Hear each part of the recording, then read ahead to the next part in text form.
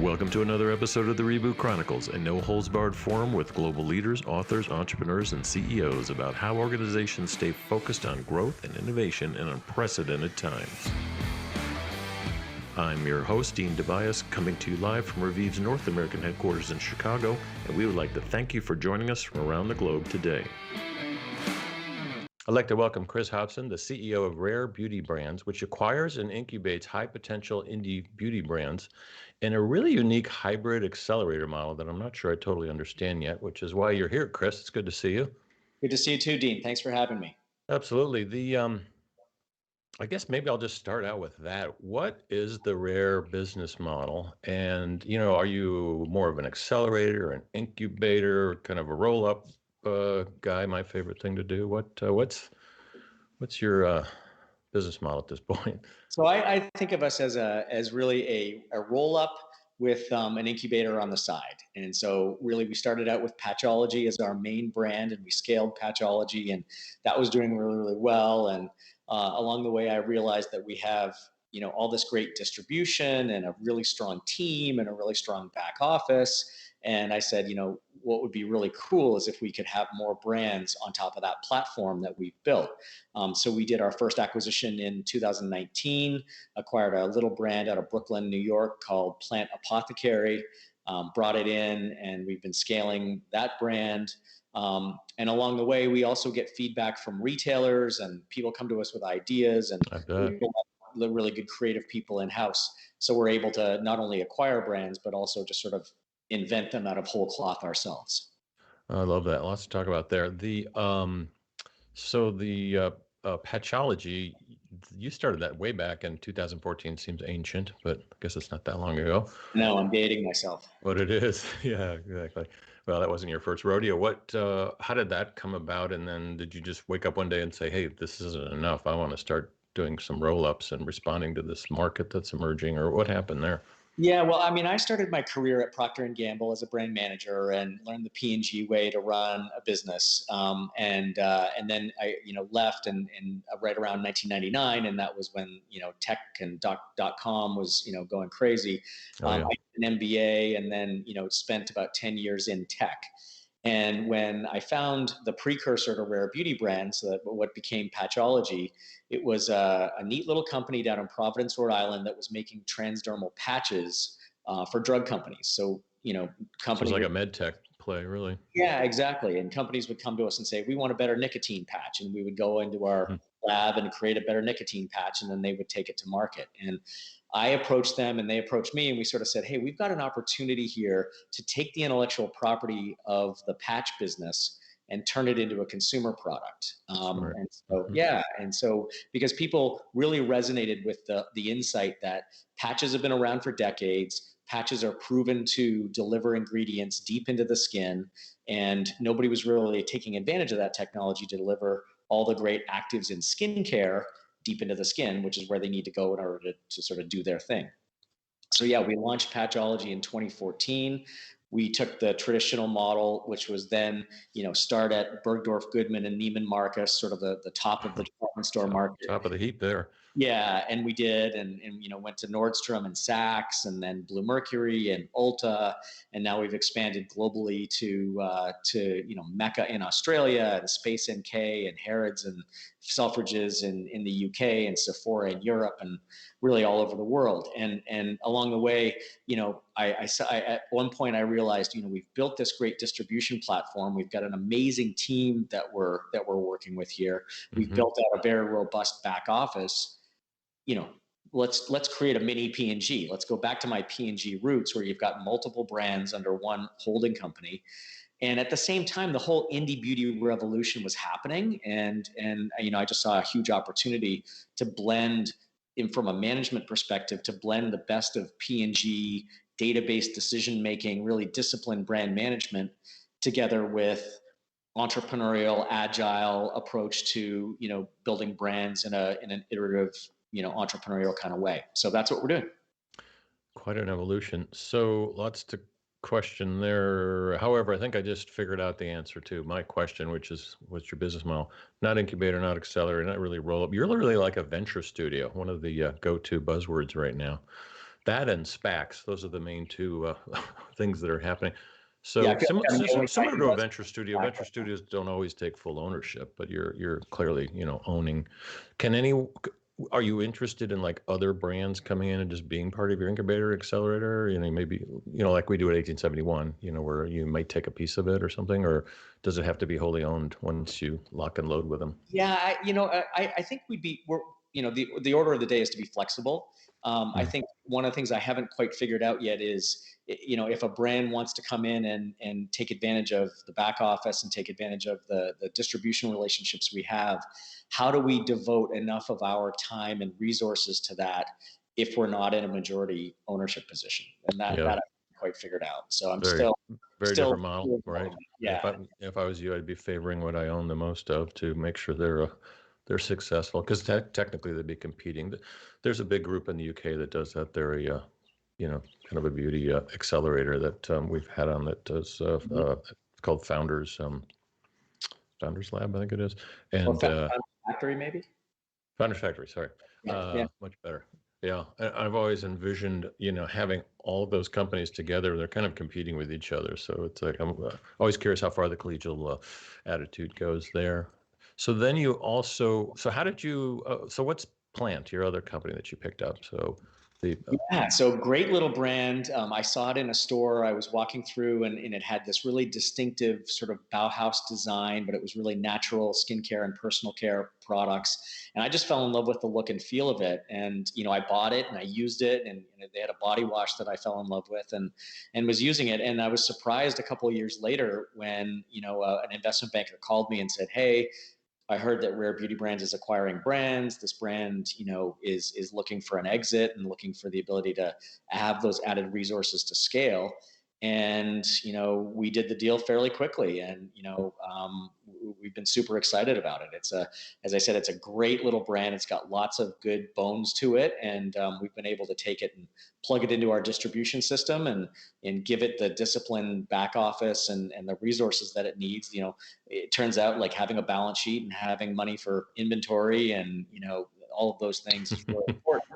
yeah. And been able to add that, and the brand is growing again. It's great. Yeah, you brought all that lean back office expertise, the brand strategy and development, especially channel development, the kind of global sales force. I assume you've Yeah, got calling on every retailer on the planet. So yeah. that's attractive. So what's your pipeline look like? We're not under NDA here, but give us a sense of where's this going over the I next, mean, three, there five are years. Yeah, I mean, there are a ton of brands out there, right? I mean, we've seen the rise of the indie brands not only in beauty but in food and in pet and really in all these Health, spaces. beauty, wellness, you name it. And many Right. of them are converging and merging, and we've had many of them on the program just because it's so popular the last couple of years. Yeah, exactly. And so we're certainly witnessing the growth of these indie brands. And I think that what happens with indie brands is over time you get to a point where you realize I'm either going to need to raise venture money or private equity money and build out a whole team and do all of that, which means dilution for the founder and it means risk for the founder and bringing on new partners and how's this all going to work and what's going to be my path forward. Right. Um, and some founders just sort of say, hey, probably better for me to take a step back and bring in, sell the majority of the company and bring in professional management to help me scale. And that's really what we do. The perfect scenario for us is founder wants to be all about product and the mission and the story of the brand, Right. and telling the story to the world, but then they don't want to handle finance and accounting and inventory and demand planning and sales and making sure that you've got the right people showing up at the stores to do freelance work and all of that stuff I that hate that part. yeah, Exactly. exactly. All that the hard work that it really takes to build a brand. And I took a bet that there were people out there that were in that stage that were ready to do that. And so far, so good. I mean, I probably have 3 to 5 conversations a week with beauty brand founders that are Yep. looking at this. And it doesn't always work out for a variety of reasons, but we've got a very good pipeline of brands, and one specifically I can't talk about obviously, but we're working on right now that would really jump us up, and we're really excited about it. Yeah, I think it's great timing, great opportunity. I could think of a handful right now that I should give your cell phone number to. However, what I've been seeing just as part of Monetary Partners, we're investing in NextGen food companies. The valuations for health, beauty, wellness, food, just that whole um, ball of wax they're almost like tech valuations now. They're Yeah. very high. Are you running into that with the smaller ones, or are they a little bit more Yeah, realistic? I mentioned sometimes it doesn't work out. A lot of the times it doesn't work out because a brand that's doing 1, 2, 3 million in sales think that they should be valued at the same multiple as a $100 million brand that's kicking off 35 million of EBITDA. And there's value to scale and there's value to profitability that doesn't necessarily accrue to a $1 or $2 million brand. Right. And so we certainly see unrealistic valuation expectations out there.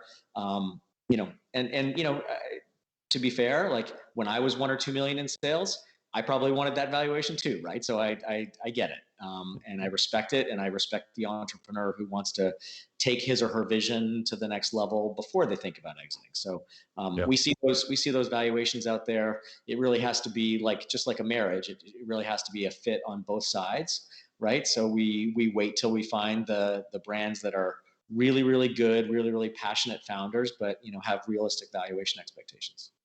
Yeah, interesting. And there's all kinds of cultural questions here because sometimes you're bringing these companies together, other times you're still letting them run independently. Do you have a formula there, or is it going to depend on your third and your fourth one? Yeah, probably more depend, but I think that one thing that COVID has taught us is that virtual works. Working from home works. Yeah, of You get course. the structure right, and you get the incentives right, and the management systems which we've now gotten right. It really works, and so my job is to convince people that they're building something meaningful and they're coming to work on a mission driven company that's very valuable, and people they're motivated by that, and the same holds true for brands that we acquire. We have a head office. I'm sitting in it right now, but we don't have a ton of people here. We let people work from wherever they work from, and the same thing holds true for brands that we acquire. It's sort of if you've got an operation in Poughkeepsie or Topeka, and that works for you, great. We'll take we can be virtual, and we'll take the products and we'll take the brand, and we'll scale it globally. But we don't need you to be here in Boston where we are. No, of course not. That's an old model. I remember when the VCs used to demand that the founders move to Silicon Valley, and quite frankly, Microsoft for decades when they were acquiring companies. I actually passed on a deal with them once, selling one of the companies I was CEO of because they wanted everyone to move to Seattle. Mm-hmm. Anyway, Yeah.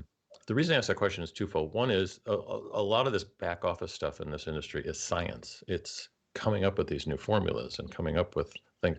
You're not just whipping it off to a contract manufacturer. So I assume like Plant probably had some pretty interesting back office science stuff going on. Maybe the new one that you're looking at will as well. And there seems to be economies of scale there where you eventually end up with this kind of back office lab kind of thing versus I get all the shared services stuff you do, but the secret sauce is really in the, what you guys are making and how you market and position it and brand it and keep the founder edge in there is to me a little separate. So how do you rationalize that as you acquire 3, 4, 5, 6 companies? Let's say you're back on a year or 2 years from now.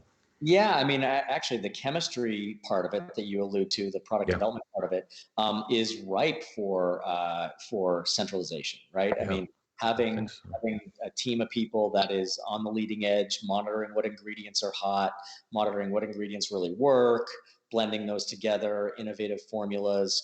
I mean, there are a lot of contract formulation labs out there, but having that expertise in house. Typically, the typical indie brand doesn't have Mhm. the capability and the expertise to invest in that. You got to have a lab, and you got to have hoods, and you got to have mixers, and you got to have a bunch of stuff, and you got to employ people.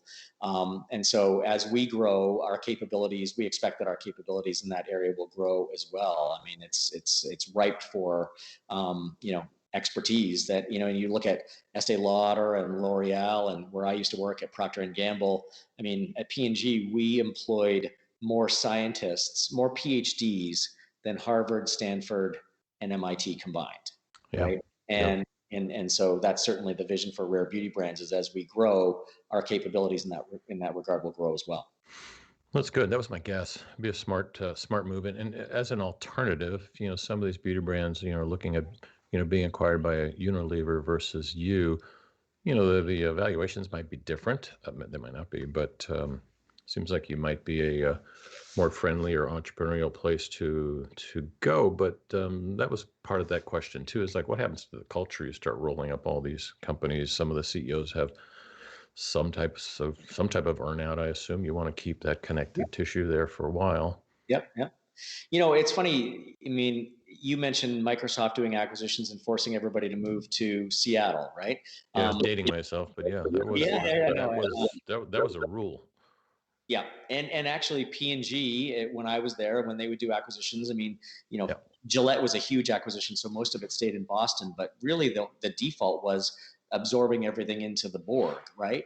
right. And what I've seen, even the big companies, P&G, Unilever, I mean, even here in Boston, P&G bought First Aid Beauty, and it Yep. seems to be running as its own little unit, and they're not trying to necessarily change the culture. Unilever bought Living Proof, same thing. It's still here in Boston, and it's still doing its thing. Our approach is very similar to that. I mean, we can bring the company in, and we want to prize their unique culture. We want them to keep their unique culture because that's what presumably has gotten them to a certain level of success. So Yeah. we definitely want to do that. Yeah, I guess a comparable might be different size and scope, of course, as we had the CEO of Dermalogica owned by Unilever, and they have kept that culture intact. It's a B2B, more sales channel, of course. It's very different from the consumer Yeah. push, but the two founders, husband and wife team, are still, mostly the wife is still a face and involved, professional CEO running it. So it's rare that it works out that way. But most large companies, we've got this program, Dancing with Startups, where really help large corporations figure out how do you actually work with smaller companies, whether you buy them or not, Mhm. and don't kill them along the way. So it sounds like you're potentially a favorite channel there. Can we talk about the industry a little bit? What are you seeing in terms of trends? Personalization is huge, both from a technology point of view in terms of recommending what to buy, but Yep. also personalization of goop, as, as we call it sometimes. Yep. But Yep. no, the personalization of the products, whether it's something you put on you or something you put in you, and whether it's a supplement or your patch thing. Yep. Really interested in your thoughts there. Yeah, I mean, I think personalization is a really hot trend. I mean, we've all seen the trend around clean beauty, and there's a new trend around sustainability. But Yeah, personalization is clean right and green, right?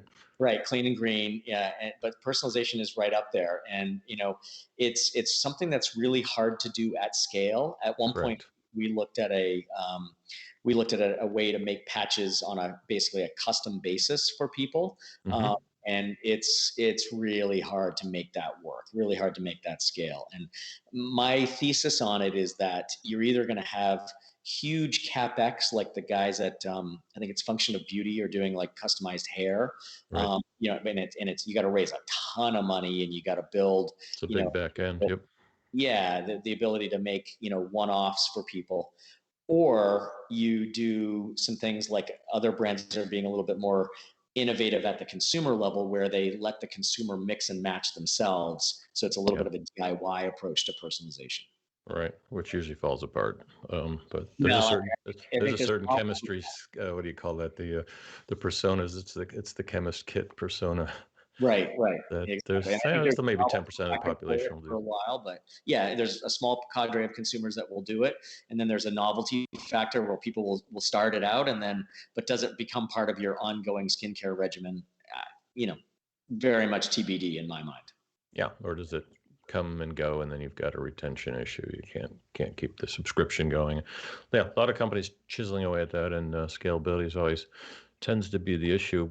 What about retail? You seem like you're really plugged in with global channels and retail. You have to be, and that's part of your secret sauce. Yeah. And what are you seeing there, cross categories, but happening over the next couple of years? We've many shows have talked about the brain damage we went through in the 2020 lockdowns, and they learned a lot. But looking forward for the next couple of years, what are your thoughts? Yeah, I mean, we certainly lived that roller coaster of 2020, and we sell through department stores and specialty beauty stores, which in mid March of last year shut their Wasn't doors wholesale. was not fun. Yeah, No, it was not exactly. fun. And, there were a lot of us who were, hanging on with fingernails, embedded in the wood, trying to, make sure that things were okay. Um, and then the business moved online, and it's sort of cliche now to say that the online trend has accelerated by 5 years. And, what was a 20% penetration in our category is now a 35% penetration in our category. So that's certainly happened and happening. And I think that's here to stay. I don't think we're going to go back from digital penetration in the industry. I think e-commerce is here. I mean, my mom is 74, and she's now buying products, skincare products online. That's She finally understands what you've been doing all these years. right. Yeah. Exactly. So, I think the way products get to market are changing. Ways that they're getting to market are changing. But the fundamentals of the business are still the same. You got to have great products. You have a great brand story. You got to get it into the consumer's hands as efficiently as possible. So that's not changing. I think that there are lots of opportunities, though, for new ways to engage with consumers, Hmm. through video, through new social media channels, and new technologies to allow people to sort of try things on virtually, and things like that.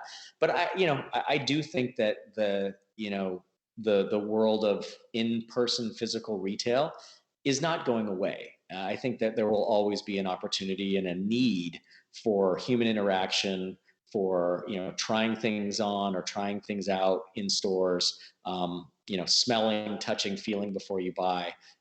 Call me old fashioned, but I don't believe that that's going away.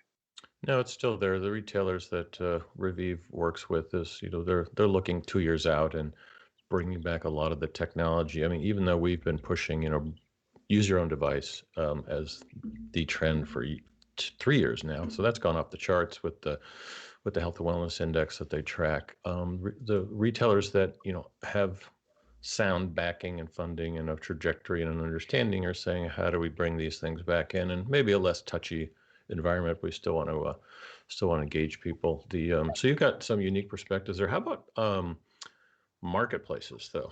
Everyone from Kroger to, you name it, Best Buy, and a couple companies in Canada, they're all looking at what Amazon did, which seemed foreign to most people at first, and then Walmart jumped in, and really Google and eBay were mostly eBay were pretty much were already doing it years ago.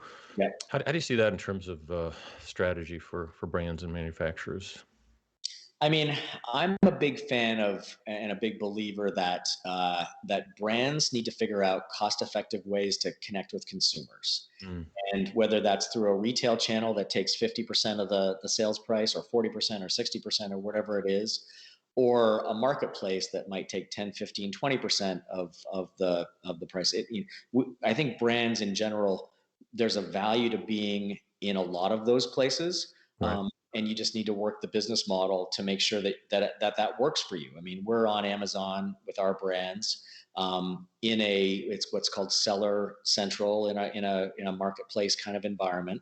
And what you gain in terms of lower marketplace fees versus the retailer margins, Right. you end up spending back in customer acquisition, because it's a marketplace, and I've got to drive people to come to my pages and buy my products. And I think that's another reason why being part of a company like Rare Beauty Brands is advantageous to small brands, because we've got people who are actively figuring that out. It's not just the entrepreneur, figuring it out for him or herself. We've got the ability to invest in all the different ways that companies are going to market, and all the Right. different distribution channels, and figure it out. And there's going to be some new ones in a couple of years. When you see FedEx buying ShopRunner, there's a lot of merging, converging going on. Yeah. So how do you approach, you mentioned influencers, creators, whatever, everyone uses a different word on their platform, but let's just take Instagram and TikTok. How do you either approach, or how do you recommend, brands kind of work those channels? Yeah, I mean, I'm a big believer that content is key, and so brands need to be content creation houses. You need to be developing creative video, and photo, and really all of the content, blog content, etc., to drive people to wherever they are. I think you also, though, need to have that creative side, but you also need to have a business side that says, Hmm. where is the ROI? right? Because we all saw the rise of Google and then the rise of Facebook, and tons of venture money flowed into buying Facebook ads for DTC startups. And what happens? The algorithm figures it out, and ad rates go up, and ROI comes down. And so then we all rush over to influencers, and the same thing happens, right? Influencer rates go up and ROI comes down. And so, good brands need to be taking advantage of those opportunities when they're there, but they also need to be sort of stepping back and thinking, okay, where's the next place going to be? Where's the Right. next pocket of ROI to be found? Because it's constantly changing. Yeah. What would you tell them if we were in a closed door session on that one? Well, it sounds like there's a hidden meaning there. I mean, I think that No, if like you're advising one of your startups, saying, hey, TikTok, Instagram, Facebook, forget that. We got this. Go work on this one. Oh, which is the new place? I mean, I think you got to be looking at Clubhouse right now. Yep. There you I don't go. know what their business model is going to be and how brands can engage there. It's like, I think it's only like a few months old, Right. but TikTok has been kind of done, and I'm even seeing the ROI wane a little bit on TikTok already. It's like 8 months into it or something. Yep. And Clubhouse is 8 weeks in. So we'll see, what's next. Yeah. But again, I think it's just being, brutally honest with yourself and realizing, Jeff Bezos is the richest guy on earth for a reason. And Mark Zuckerberg is, right behind him for a reason. These algorithms are very good at extracting the maximum amount of cash from their customers. Yeah, exactly. Beware of DTC. What kind of spread do you recommend? Really, all across industries, that companies would have, in terms of e-commerce marketplace channels, direct to consumer, influencer, just take all the digital stuff, call that direct to consumer, but it's not really direct. Direct used to be called your website, but yeah, just percentage of, hey, we're going through traditional retail, we're going through like third-party digital e-com, and then our own DTC. Any magic formulas there?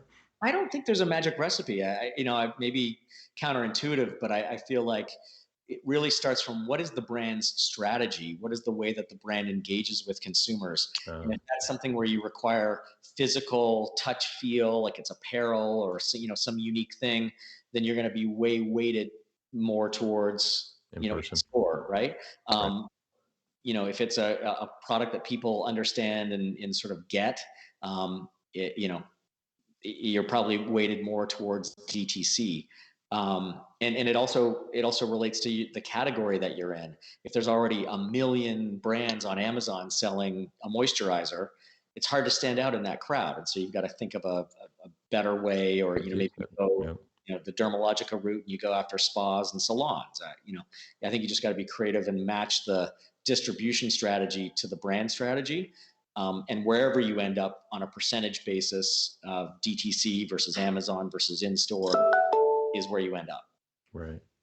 Yeah, good advice.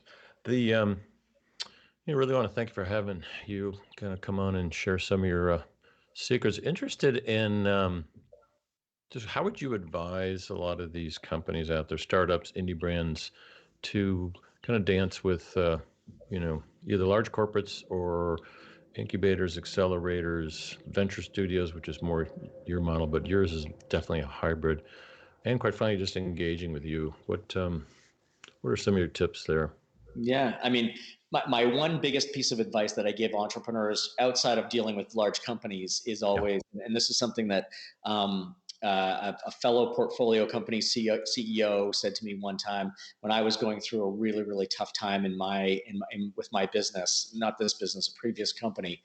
He said, your main job as the CEO entrepreneur is to just never, ever, ever, ever, ever, ever, ever, ever give up.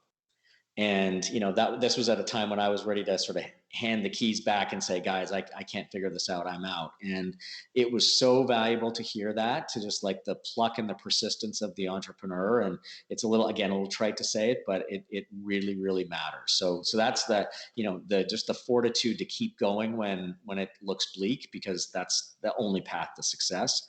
And then in terms of engaging with larger entities, you have to have a very clear idea of what you want to get out of it. Yeah. It's very easy to get involved in a conversation with a big company, and they've got competing interests and they've got their own, interests in mind, and they might just want to learn from you. They might want to, kick it around a little bit. They might be using you to just understand a category because they're looking to acquire something else. So go into it with like eyes wide open and knowing what you want to get out of it. And when they say, hey, would you tweak your product this way? No, Hmm. the answer is no. We're doing our thing, and unless you're going to pay me big money for it, Right. no, we're going to do our thing. Exactly. Yeah. A lot of tire kickers out there, but yeah, yeah, good advice. And if people are interested in maybe partnering up with you, what's the best way to approach you guys? Well, I mean, rarebeautybrands.com. I'm Chris at rarebeautybrands.com. Would love to hear from folks that are out there that see the opportunity to scale their brand and do it as part of a conglomerate of brands. Sounds good. Thanks for coming on. You've been listening to Chris Hobson, the CEO of Rare Beauty Brands. And this is Dean Tobias with the Reboot Chronicles. I want to thank you for joining us today. We'll see you soon.